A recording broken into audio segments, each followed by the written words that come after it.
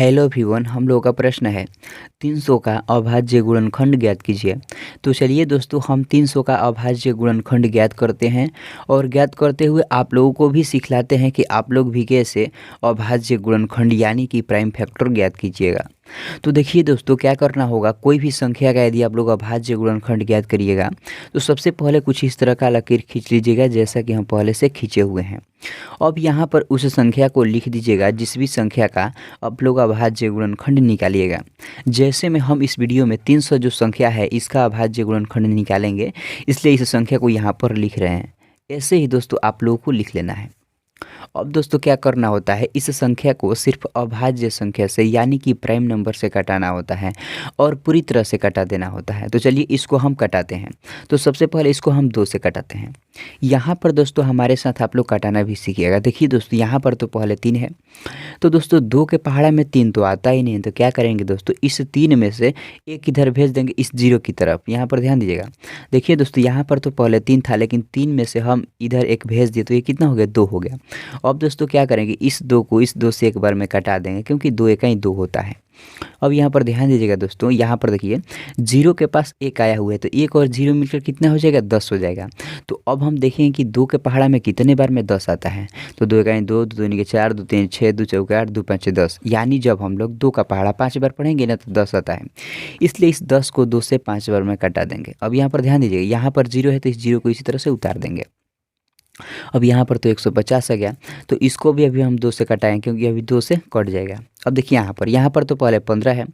तो देखिए हम देखें कि 2 के पहाड़ा में 15 आता है, तो 2 के पहाड़ा में 15 तो आता ही नहीं है। तो क्या करेंगे, इस 15 में से एक इधर भेज देंगे 0 की तरफ, तो ये कितना हो जाएगा, 14 हो जाएगा। तो अब हम देखें कि 2 के पहाड़ा में 14 कितने बार में आता है, तो 7 बार में आता है क्योंकि 2 7 14 होता है।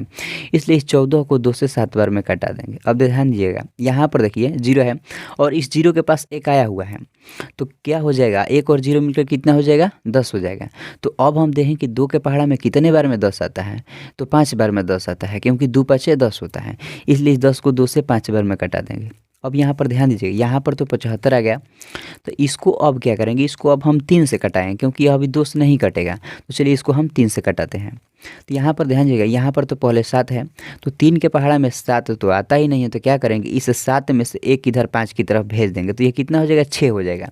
तो अब क्या करेंगे, इस 6 को 3 से 2 बार में कटा दें क्योंकि 3 दूना 6 होता है। अब देखिए इस 5 के पास 1 आया हुआ है, तो 1 और 5 मिलकर कितना हो जाएगा, 15 हो जाएगा। तो अब हम देखेंगे कि 3 के पहाड़ा में कितने बार में 15 आता है। तो 3 एका 3, 3 दूने 6, 3 3 के 9, 3 चौके 12, 3 5 15। यानी जब हम लोग 3 का पहाड़ा 5 बार पढ़ेंगे ना तो 15 आता है। इसलिए इस 15 को 3 से 5 बार में कटा देंगे। अब ध्यान दीजिए, यहाँ पर तो 25 आ गया, तो 25 को 5 से कटा देंगे तो यह 5 बार में कट जाएगा क्योंकि 5 25 होता है। और इस 5 को 5 से कटा देंगे तो 1 बार में कट जाएगा। इसी तरह से दोस्तों जिस भी संख्या का आप लोग अभाज्य गुणनखंड यानी कि प्राइम फैक्टर निकालिएगा ना, उस संख्या को सिर्फ अभाज्य संख्या से पूरी तरह से कटा लीजिएगा। जैसे में हम 300 का अभाज्य गुणनखंड निकाल रहे हैं, इसलिए 300 जो संख्या है इसको पूरी तरह से देखिए सिर्फ अभाज्य संख्या से कटा लिए हुए हैं। अब यहाँ पर हम कुछ इस तरह से लिखेंगे 300 का अभाज्य